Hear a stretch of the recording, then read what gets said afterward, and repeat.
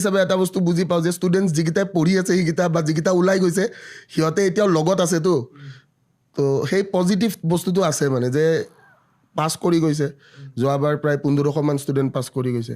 এইবাৰ মা কামাখ্যাৰ আশাত বেছি হ'ব লাগে তো চাওঁ কি হয় সেইটোৱে আৰু আপুনি এইটো কি ভাবে যে মানে সাধাৰণতে আমি দেখা পাওঁ ন আজিকালি খুব পজিটিভিটিৰ কথা আমি পাতোঁ যে পজিটিভ হ'ব লাগে সেইটো এটা ভেকু ভাওনা হৈ গৈছে নেকি যে আমি পজিটিভ হয় কিন্তু প্ৰকৃততে আমি ভিতৰীয়ে নেগেটিভ চোৱা এতিয়া মই এটা কথা কওঁ আজি ভিক্টৰ দাসক চবে জানে লাইভত মদ খায়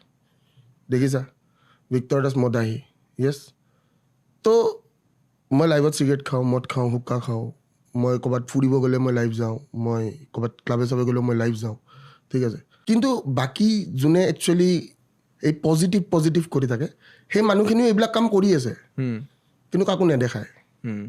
বস্তুটো বুজি পাইছা মই কি কৰিছোঁ